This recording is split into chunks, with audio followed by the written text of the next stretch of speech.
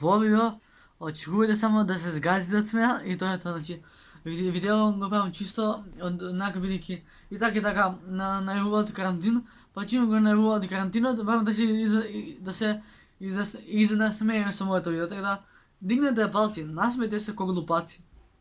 Кој се сети на тоа лайк. Така да, ова е во Охрид снимано и пазите, значи ова е бујас 6 на сат. Зашто ако погледам ВТФ. Не ојде, значи само слушнете го дечко. Здраво Охрид, сега денеска се собравме тука, излеговме навор малцен по улиците на Охрид да видиме што охриѓаните мислат за љубовта, врските, како да разбираат љубовта и друго или не, дали се заљубени. Веќе најдовме двајца кандидати, дечки, дојдете вамо. Како се викаш ти? Джиджи. Како се викаш ти? Ромео. Како се викам ја? Не знам. Не знам ни јас. Добро, без разлика како се викам ја, сакаме да прашиме како охриѓаните ја замислуваат љубовта. Например, како ти, Джиджи Миджи, ја замислуваш љубовта? Преку срце. Јас преку љубовта. Значи, љубовта ја разбира преку љубовта. Многу романтично, многу интересно. Да ги прашиме, која е најголемата љубов која оние имаат искусено до сегашниот живот? Па со незе искусниот живот сум го поминал пред една година. Јас пред 3 месеци сум го поминал. Кога зборувате за љубов, дали мислите само на љубов помеѓу дечко и девојка или ви текнува нешто друго на памет? Па ми текнува. Например, што? Да љубоморен да не сум. Мисле повеќе на тоа, дали кога ќе ти каже некој љубов, дали ти текнува можеби на љубовта на тебе, кон твојата мајка, татко, брат, на љубовта кон твојот другар можеби, на љубовта кон Бог можеби, на некоја друга љубов, или само дечко и девојка? Не, току во секого. Љубов. Посакам мир да има во целиот свет. Да се дружат, да не се караат пијаници, наркомани. Како мислиш дека може да се постигне таа љубов?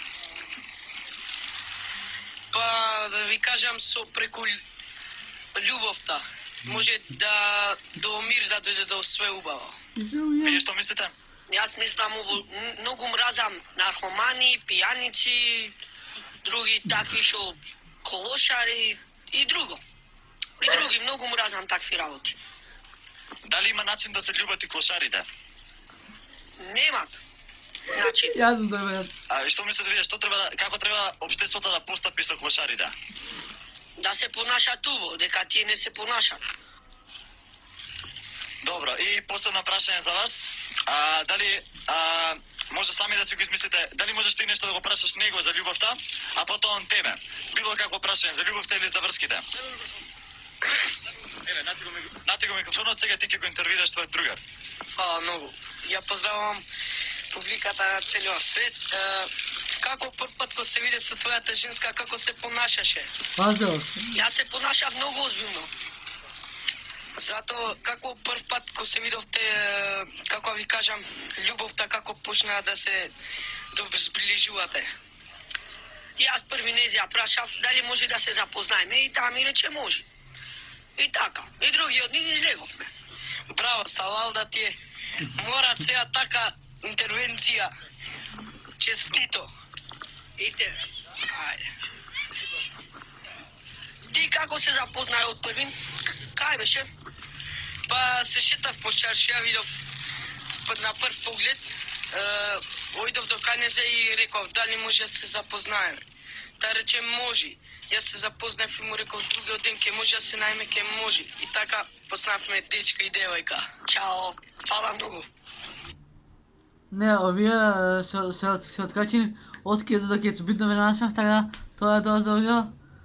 Се гледаме во следна прилика. Пис, бро. Значи, глошари, значи, вика глошари ово она. Гледај го видеото од почеток до крај. Љуби ме, брат. Значи, ние сме најака фамилија во Скопје, ај пошироко. Бро, животна станица.